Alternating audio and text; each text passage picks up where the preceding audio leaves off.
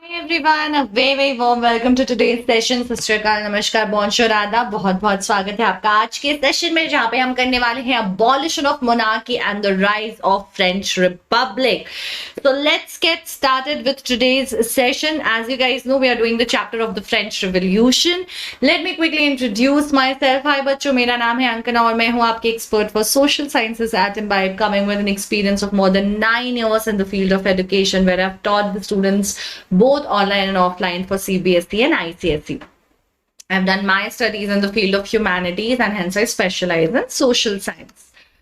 Now, we'll have a quick recap of what we did in the previous session. So, in the previous session, we discussed that there was a constitution. हमें पता है National Assembly constitution बना रही थी. Constitution finally 1791 में बन जाता है.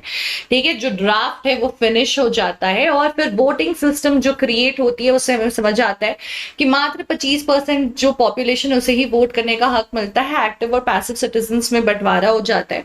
Passive citizens वो होते हैं सारी females, बच्चे जो भी, and the males who were non-propertied, only the people who had the capability and the potential to be able to pay taxes of equivalent to wages of 3 labor day, वो ही पहले vote कर पाते. उनमें से भी जो हाईएस्ट टैक्स पेयर्स होते हैं वो फाइनल इलेक्टर्स और नेशनल असेंबली के मेंबर्स बनते हैं. तो पैसिव और एक्टिव सिटीजन वाला हो जाता है, यानी कि फुल डेमोक्रेसी तो नहीं होती है लेकिन हाँ रिपब्लिक स्टेटस जो है वो मिल जाता है लोगों को. Then we also saw that they wrote something about Declaration of Rights of Men and Citizen in 1791 French Constitution, which basically means and stands for the fact that they were giving fundamental rights to the citizens. लोगों को बोला कि चलो fundamental rights है ले जाओ, ठीक है. And we also read about the various political symbols. हमने देखा कि कैसे tricolor flag was the representation of France against the royalty. Breaking chains, broken chain was symbolization of freedom. Then you had the scepter, which showed the royalty. Then the bundle of the sticks, which showed unity, strength and unity, stuff like that, right? So that is what we have done. Now, quick reminder, we have launched your batches with Imbibe Simple. And guys, आपका batch जो है वो 12th of April को launch हुआ है. And maths will be taught by Rafiq sir, social science में पढ़ा रही हूँ. अक्षय उपाध्याय सर आपका पूरा science लेने वाले हैं. एंड यहाँ पे हम आपका पूरा सिलेबस पूरे साल का कवर कराएंगे with revisions, mid term revisions and everything. And you also get e books, you get 24/7 doubt resolution assistance powered by AI. You get multiple questions because 9th is the base for 10th और इसको strong बनाना बहुत ज्यादा जरूरी है क्योंकि 10th के लिए जो फंडामेंटल है वो ले डाउन यहाँ 9th में ही हो रहा है. So with that idea we have also figured out how to provide you with enough practice and test and proper analysis of the test, because test देना मुश्किल नहीं है, उसमें मार्क्स लगाना मुश्किल नहीं है, उसको एनालाइज करना कि एग्जैक्टली उस टेस्ट में क्या कमी है, क्या मेरे स्ट्रेंथ है, क्या मेरे वीकनेसेस हैं, what are my areas that I need to develop on. That is the bigger challenge and that is what you will achieve with the Imbibe subscription. Now the best part is आप जब भी इसको trial लेने जाओ, ठीक है, normally क्या होता है बैच शुरू होने के पहले 15 दिन से आपको ट्रायल मिलता है या जब भी मिलता है, यहाँ पे whenever you want to take a trial, the first 7 days is going to be free for you with all those applications जो आपको otherwise subscription के साथ मिलती है, जैसे Imbibe Lens, lab experiments, brain apps, everything. And with all of these features, the best part is it's a single subscription, you guys. आप एक subscription लोगे तो प्राइस जो आप पे कर रहे हो वो सिर्फ एक सब्जेक्ट की नहीं. प्राइस देख के लोगों को लगता है एक ही सब्जेक्ट की है क्या, ये एक सब्जेक्ट की नहीं, ये एक क्लास की नहीं, ये सारे एग्जाम्स की है. What we are trying to tell you is कि आप जो भी यहाँ पे तैयारी कर रहे हो, ठीक है, आपने जो भी ये पैसे दिए हैं ये पैसे आपको काम आएंगे आगे भी.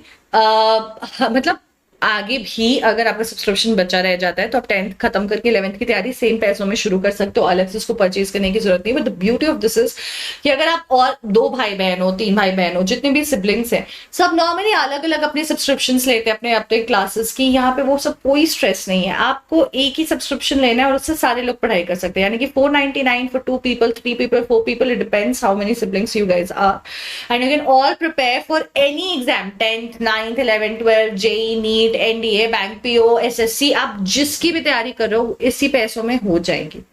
और ऐसा पहले कभी नहीं हुआ है. Plus, we also provide you a set of activities before and after the class, जिसे हम pre and post class activity कहते हैं.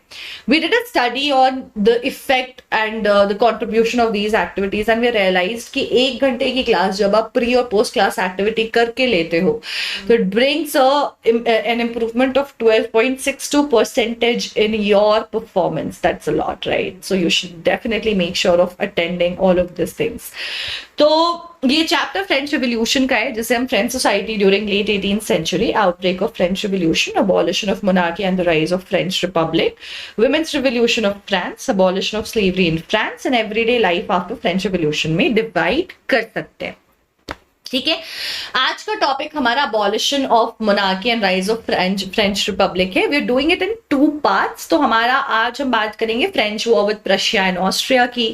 Will talk about the patriotic song, impact of revolutionary wars on France, what was the Jacobin club, सैंस-फिलेटर्स का मतलब क्या है, how did the fall of constitutional monarchy in 1792 happen, and will also talk about the national convention of France. ठीक है, so let's get started. Now please, I just don't want to know that you have not yet tried the imbibe lens, because you have to.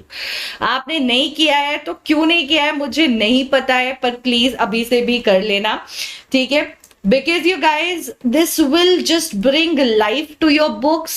Not just that, it will save a lot of time. कहीं भी आप कुछ अटकते हो, कभी कोई problem होती है तो आप गूगल यूट्यूब का सहारा लेते हो, which is not bad. Definitely go ahead and do it, but to have specific problems, specific solution is very important to save time and have a better, how do I say, a better learning experience. And that is what is brought to you by imbibe lens. आपने scan करना है, अपने आप important points highlight हो जाते हैं, अपने आप रिलेटेड वीडियोस आ जाते हैं, और आप स्पेसिफिक टॉपिक के वीडियोस 5-7 मिनट के छोटे से ब्यूटीफुल 3D लर्निंग वीडियो से अपने प्रॉब्लम्स को रिजॉल्व कर सकते हो. Just try it. 7 डेज का फ्री ट्रायल है. ट्राई करने में मुफ्त में कुछ नहीं जाता है.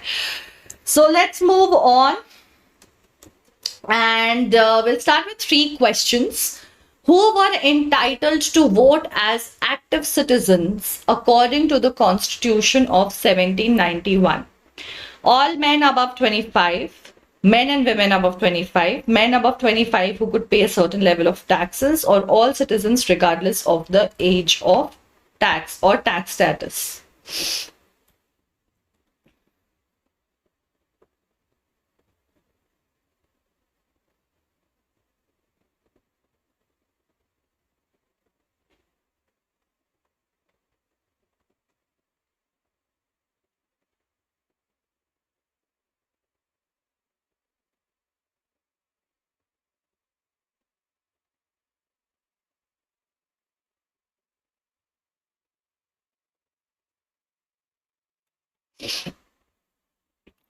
So it was the men above 25 who could pay a certain level of taxes, right? Chalo, moving on to the next question.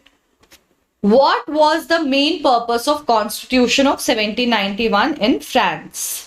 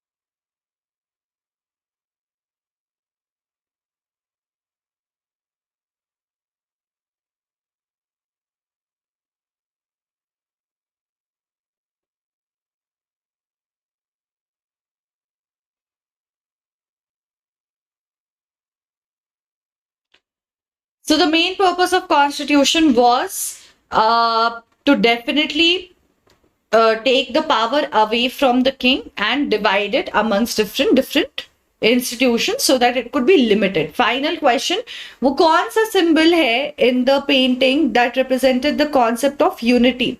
So बच्चे concept of unity किससे मिलती है हमें? Unity, strength and unity, snake biting its tail, scepter, broken chain, or bundle of rods in the faces.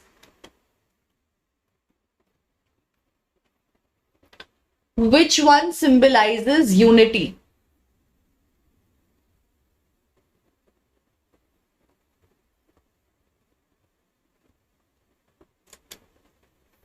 And it will be option D.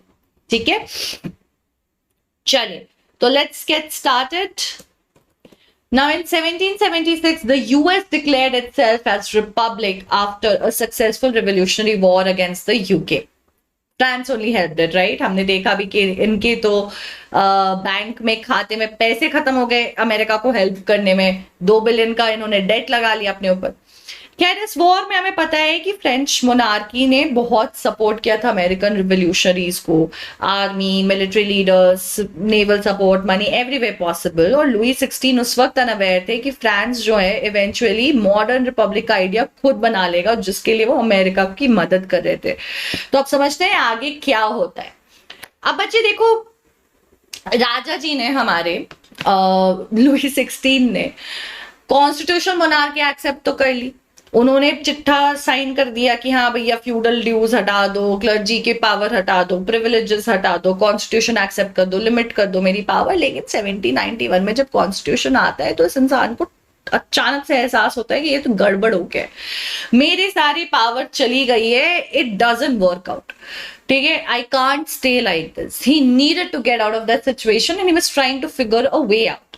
So at this very moment, the situation of France is that he has accepted the constitution, he has signed the constitution to just give a rest to all the tension that is going around in France। जो भी भगदड़ और revolt और revolution चल रहा है उसको शांत करने के लिए, मैनेज करने के लिए has done this, right?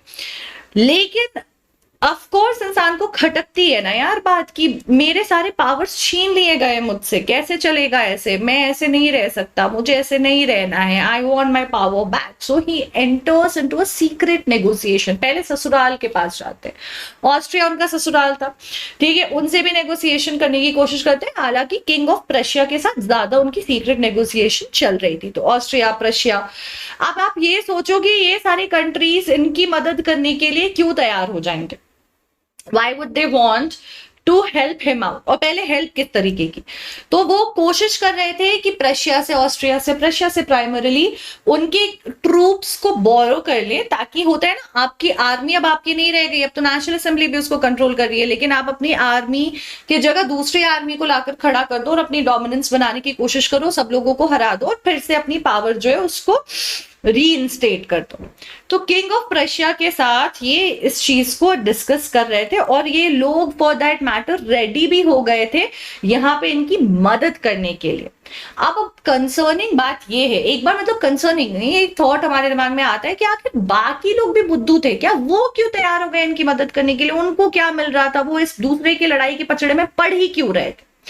The reason that they would agree guys is because जो फ्रांस में डेवलपमेंट हो रही थी, कॉन्स्टिट्यूशन मोनार्की का आना, रेवोल्यूशन होना, रेवोल्यूशन में किंग का गिव अप करना, लोगों की बात सुनना, उनका पार्लियामेंट फॉर्म करना, फिर कॉन्स्टिट्यूशन बनाना, फिर एब्सोल्यूट मोनार्की को रिप्लेस करना, रेवोल्यूशनरीज को रिवॉर्ड करना, फंडामेंटल राइट्स देना, ये सब बड़ा ही इंस्पिरेशनल था for other people of other countries. उनको बड़ा इंस्पायरिंग लग रहा था, उनको बहुत सही लग रहा था। और इस डेवलपमेंट से बाकी के आसपास के राजा जो है वो स्ट्रेस में आ रहे थे कि ये भैया जो समर ऑफ 1789 से ये सारा तमाशा चल रहा है, ये कहीं हमारे लोगों को भी इंस्पायर कर देगा तो वो भी आजादी की लड़ाइयां लड़ने लग जाएंगे। कई सारे लोग आ जाएंगे जो बोलेंगे कि रेवोल्यूशन करना है, कॉन्स्टिट्यूशन मोनार्की चाहिए, आप हटो यहां से, फिर हम क्या करेंगे? तो अपनी फ्यूचर प्लानिंग कर रही है, अपनी गद्दी बचाकर रखने के लिए कि आगे फ्यूचर में उनको भी सेम चीज का सामना ना करना पड़े। उन्हें ये लगा कि फ्रांस के लोगों को रोकना पड़ेगा और अभी रोकना पड़ेगा। So let's help Louie 16। That is the reason why they will decide to help Louie 16। Now, while Louis XVI is getting help from Prussia and Austria and convincing all of these people, उनको कोई भनक ही नहीं लगती है कि national assembly में क्या किया है। नेशनल असेंबली ने आपस में ही वोट कर लिया है, ठीक है। तो आपको यहां पे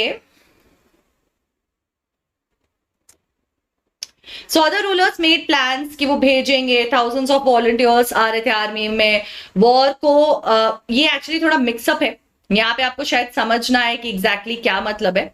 तो यहाँ पे क्या होता है कि हजारों लोग मतलब अब क्या होता है, नेशनल असेंबली वोटिंग कर देती है कि भैया चलो हम क्यों ना प्रशिया और ऑस्ट्रिया के अगेंस्ट जो है वॉर डिक्लेयर करें, और ये हो जाता है अप्रैल 1792 में।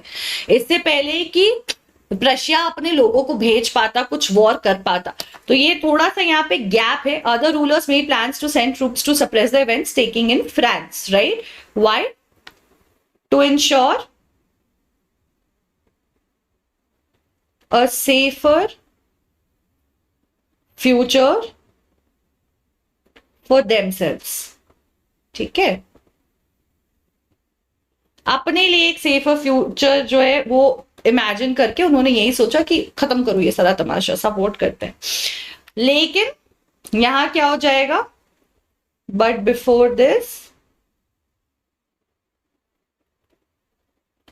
National assembly votes to go on war with Austria and Prussia in April of 1792। इसमें जो है फ्रांस के thousands of volunteers army join करते हैं टू सपोर्ट दिस। ठीक है, अब आपको ये लगेगा कि क्यों लोग आर्मी ज्वाइन कर रहे हैं, क्यों उनको सपोर्ट करना है? क्योंकि बच्चे वो इस लड़ाई को देख रहे थे। ठीक है, ये जो फ्रेंच आर्मी थी जो वॉलंटियर कर रही थी, वो इस लड़ाई को ऐसे देख रही थी कि जैसे ये राजा जो सिस्टम से वो जूझते आए थे इतने सालों से, ये कहीं ना कहीं उसके अगेंस्ट है, राजा के अगेंस्ट है, एरिस्टोक्रेसी यानी कि रिच क्लास के रूल, हेरिडिटरी रूल के अगेंस्ट है। तो उनको इस बात से फर्क नहीं था कि प्रशिया है कि ऑस्ट्रिया है, वो तैयार थे आर्मी को ज्वाइन करने के लिए, लड़ने के लिए राजा के अगेंस्ट। तो कई सारे लोग भर भर के आ जाते। इसी में हम देखते हैं कि रॉजर दे लायल ने एक गाना लिखा था मर्सले नाम का, उसे ही सब लोग गाते हुए, it was actually sung by the volunteers जब मार्च कर रहे थे वो इनटू पेरिस फ्रॉम मर्सले, इसीलिए मर्सले नाम भी पड़ गया। और मर्सले जो है अब वो फ्रांस का एक्चुअली नेशनल एंथम बन चुका है। So the मर्सले was composed by which poet? Roger they Lyell, Rousseau, Jack Derrida और Montesquieu. Who's the composer of the song Marseillaise, which is now the anthem?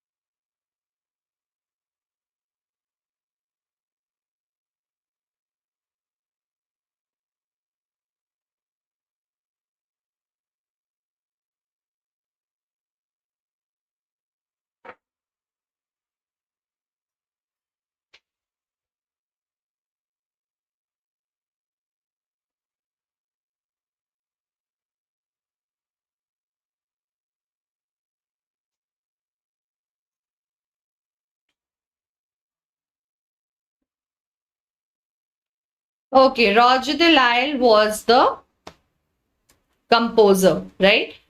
So, one second. Here we go. Okay. So, moving on. Now, what was the impact of revolutionary wars on France? तो तो अब बच्चे हम ये समझ आ रहा है कि लोग तो बहुत सारे उठ के चले गए। देखो बेटा, वॉर हो रहा है, चाहे रिवोल्यूशनरी हो या जैसा भी हो, वॉर हो रहा है तो it is going to cost money to people, it is going to be expensive, it is going to be, ठीक है, it is going to be what you से,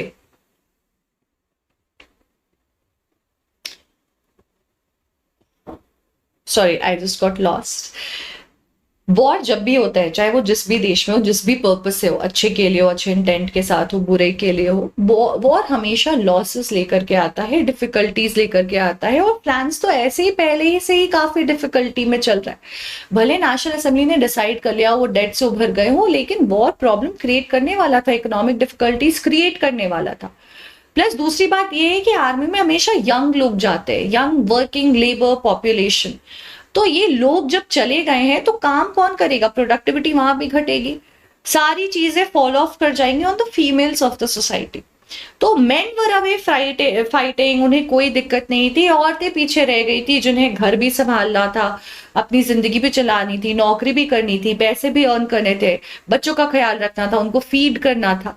तो बड़ा सारा सेक्शन आप देखोगे, लार्ज सेक्शन जो है पॉपुलेशन का, वो यही सोच लेता है कि हमें रेवोल्यूशन अभी अभी कैरी फॉरवर्ड रखना है। आप समझ रहे हो क्या प्रॉब्लम आ रहा है, क्योंकि आपकी इकोनॉमिक प्रॉब्लम सॉल्व हुई नहीं है।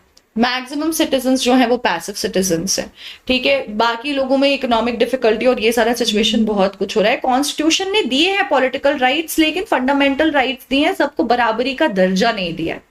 और while the men were fighting, women were also struggling while they were not getting equal rights, so there were a lot of issues, but majorly yahi that 75% of the people still did not have the right and recognition as voters.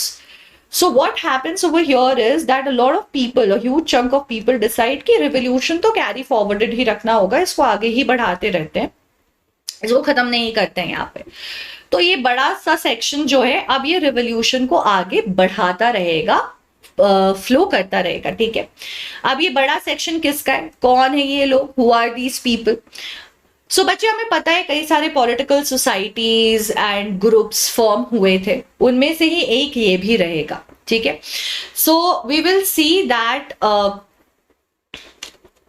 Different clubs will come up, जो rally करेंगे अपने point के लिए, discuss करेंगे government policies को, अपना plan of they will plan their own forms of action.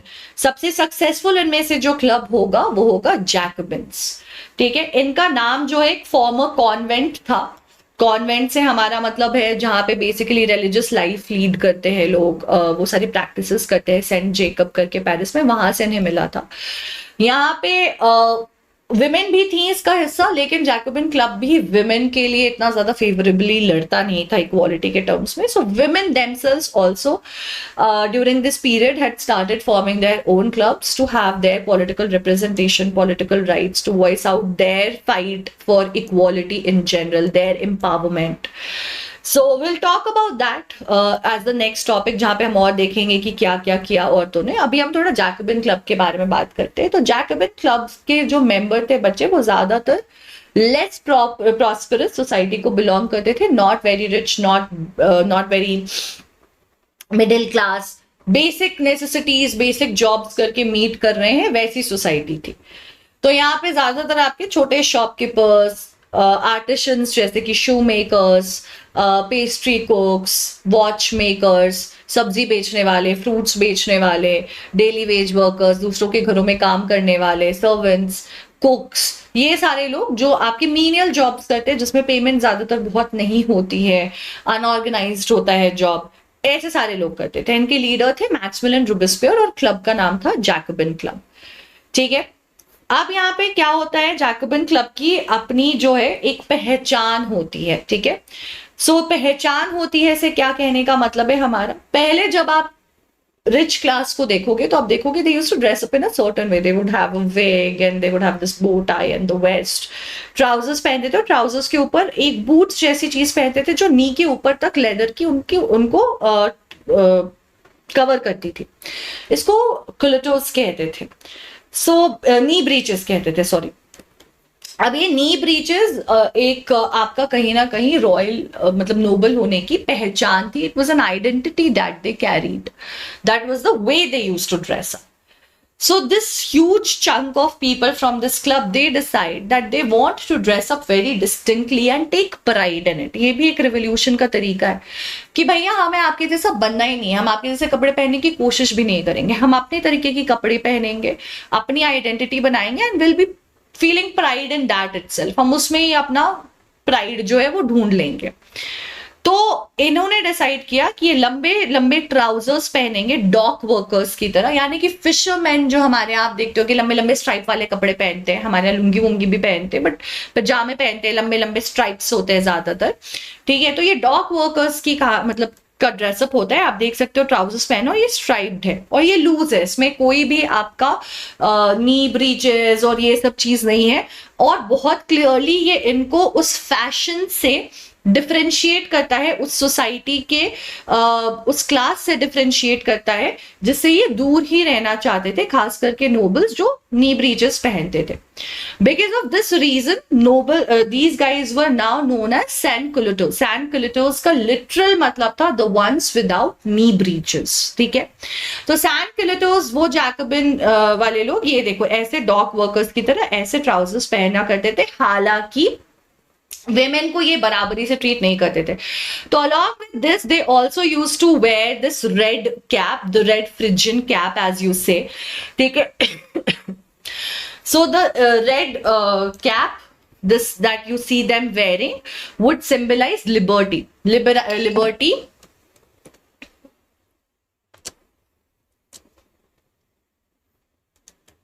guys, sorry, हाँ, तो ये लिबर्टी सिंबलाइज करता था, liberty from slavery to be honest, और जैकबिन क्लब वो इनफैक्ट अचीव भी करती है, लेकिन औरतों को ये पहनना अलाउड नहीं था। तो आप देख सकते हो कि कैसे खुद में ही थोड़ी थोड़ी पार्शियलिटी हो रही है, औरतों को पहनना अलाउड नहीं है। तो ये अपने आप को नी ब्रीचेस नहीं पहन करके ये दिखाना चाहते थे कि we are the ones without the knee breeches, we don't want to be a part of your fashion, we don't want to replicate anything as like yours, और हम लिबर्टी दिखा रहे हैं, हम आजादी दिखा रहे हैं। औरतों को अलाउड नहीं था लेकिन। ठीक है, तो अब क्या होता है, इससे पहले हम एक क्वेश्चन कर लेते हैं। The red cap introduced by Jacobin club symbolize liberty, equality, broken chain and fraternity. क्या सिंबलाइज कर रहा था ये?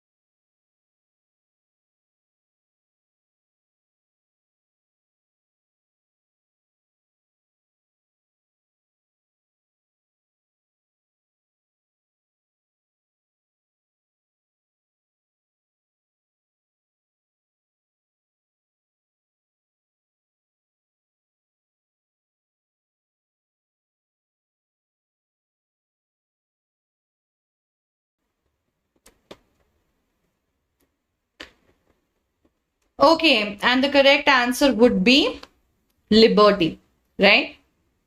Okay, moving on. Jacobins came to be known as the Senculitors, literally meaning those without knee breeches. Is this true or is this false?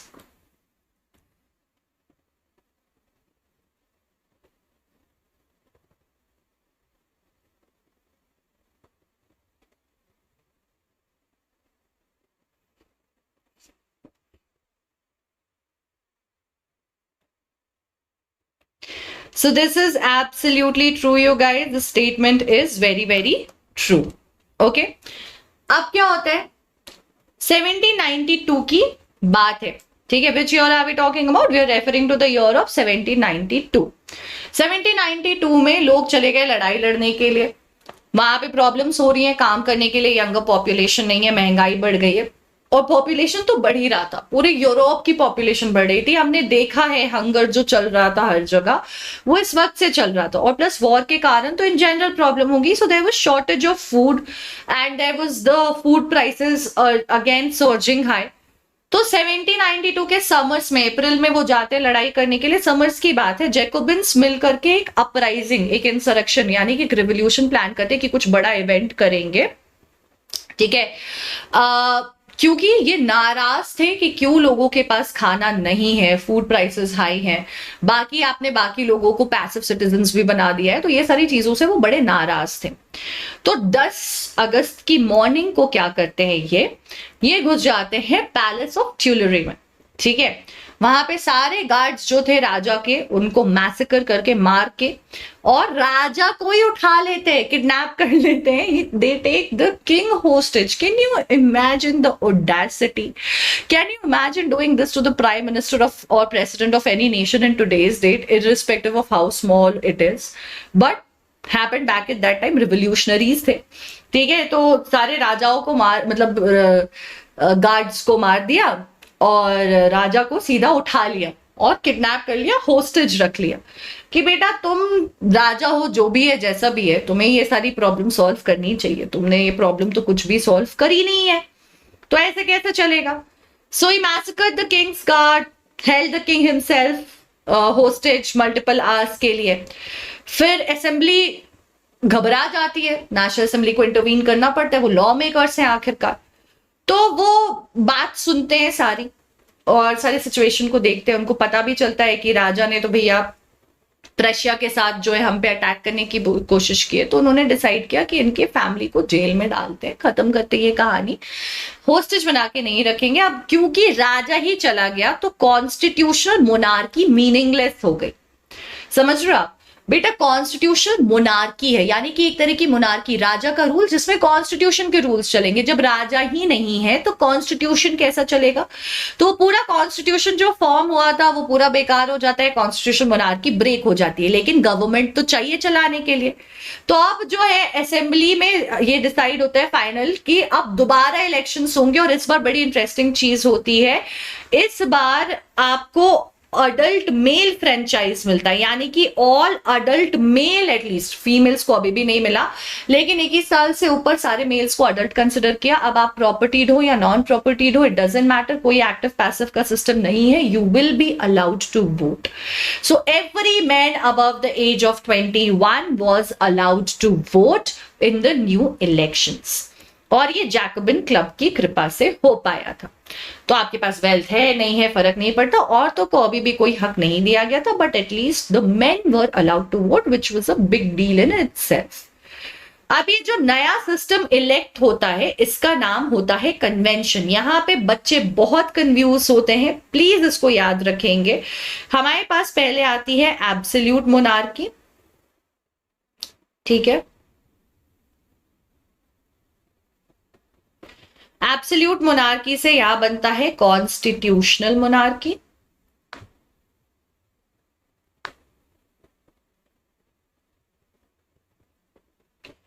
वहां से फिर जिसमें national assembly रहती है, ठीक है, वहां से फिर आपका आएगा convention. Convention is the government जो अभी है छोटे टाइम के लिए, और फिर आएगी डायरेक्टरी। ये याद रखना है सीक्वेंस, बहुत कंफ्यूज होते हैं हम इसमें, ये अलग अलग है सारे सरकार। तो अब ये नया गवर्नमेंट इलेक्ट होता है जिसमें बेसिकली बच्चे 21 सितंबर को मोनार्की अबॉलिश कर दी जाती है, ठीक है, और फ्रांस को रिपब्लिक ठहरा दिया जाता है। क्यों? रिपब्लिक का मतलब क्या होता है? रिपब्लिक का मतलब होता है कि head of the state is elected bye citizens. अब देखो, जब सारे लोग करते तो ये डेमोक्रेसी होती, सारे लोगों ने ये इलेक्शन नहीं किया, इसलिए हम रिपब्लिक कह रहे हैं कि एटलीस्ट जो हेड ऑफ द स्टेट है वो लोगों के वोट से ही बना है, तो रिपब्लिक बन जाती है। फुल डेमोक्रेसी नहीं, बट डेमोक्रेटिक इन अ वे बन जाती है फ्रांस, जहां पे मर्दों को भी वोट करने दिया जाता है, औरतों को नहीं दिया जाता है, ठीक है। अब ये जो नया गवर्नमेंट है, रिपब्लिक फॉर्म ऑफ गवर्नमेंट है, ठीक है, यहाँ पे हेड ऑफ गवर्नमेंट लोगों के द्वारा इलेक्टेड होता है, कोई हेरिडिटरी मोनार्की नहीं होती है, इसीलिए ये रिपब्लिक बन जाता है, ठीक है। अब लुई 16 का क्या होता है वो समझने वाली बात है। तो रिपब्लिक वो गवर्नमेंट होता है जहां पे people elect the government and there is no hereditary monarchy, the head of the state is elected by people. ये मैं आपको यहाँ पे समझा रही थी। अब बच्चे ये जो कन्वेंशन फॉर्म होता है ना, इसमें एक्चुअली जैकबिन क्लब ही जीतता है, उनकी ही सरकार बनेगी और मैक्सवेल रोबेस्पियर ही आएंगे रूल करने के लिए, लेकिन आगे क्या होगा वो पता चलता है। तो नेशनल कन्वेंशन ऑफ फ्रांस आ जाता है, टेक ओवर कर लेता है। अब लुई 16 की कहानी क्या होती है, लुई 16 का ट्रायल होता है, देखा जाता है कि भैया ये तो प्रशिया के साथ कुछ कर रहा था, मिली भगत, अपने लोगों पे अटैक करने की कोशिश कर रहा था, अपने पावर को सीज करने की कोशिश कर रहा था, लेकिन अपने लोगों के अगेंस्ट जाना एक देश में उसका मतलब होता है देशद्रोह, treason, doing you're basically cheating your own nation. So Louis XVI was sentenced to death by the court on the charges of treason. ठीक है, क्योंकि आपने धोखाधड़ी की है तो आपने ट्रीजन किया है, इसलिए you will be sentence to death and he gets publicly executed सबके सामने 21 जनवरी 1793 में पैलेस दे ले कॉनकॉर्ड में ही इज बेसिकली एग्जीक्यूटेड। कुछ ही दिन बाद मैरी एंटोनिएट को भी एग्जीक्यूट कर दिया जाता है। So let's quickly answer this question. Which of the following decisions was taken by the convention? Convention ने इनमें से कौन सा decision दिया? Declared France a constitutional monarchy. All men and women above 21 of age got right to vote. Declared France as republic, or none of the above. Think carefully, you guys.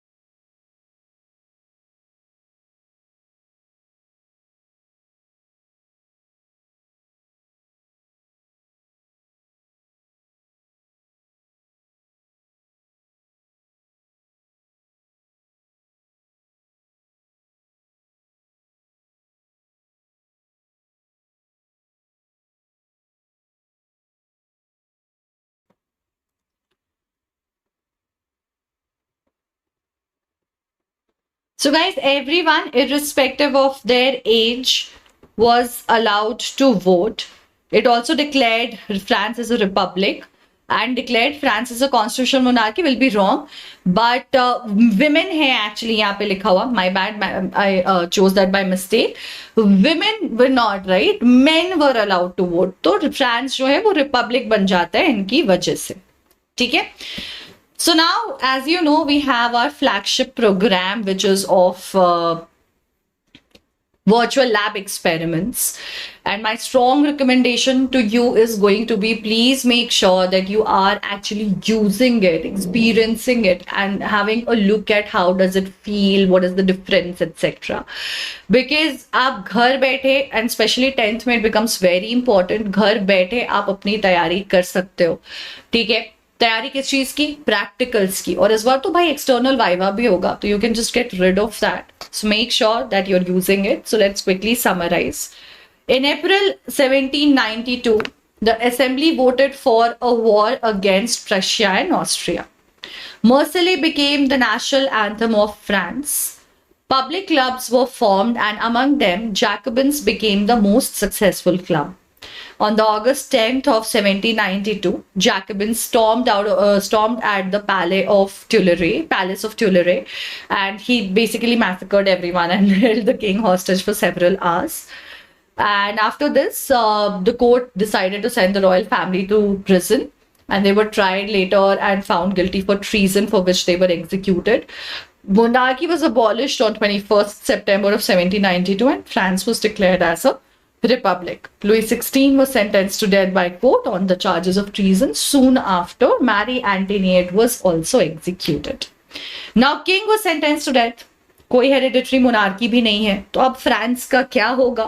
कौन सरकार बनाएगा? कितने दिन रहेगा? बहुत उथल पुथल रहने वाली है अभी. तो ये जानने के लिए नेक्स्ट सेशन जरूर देखेंगे.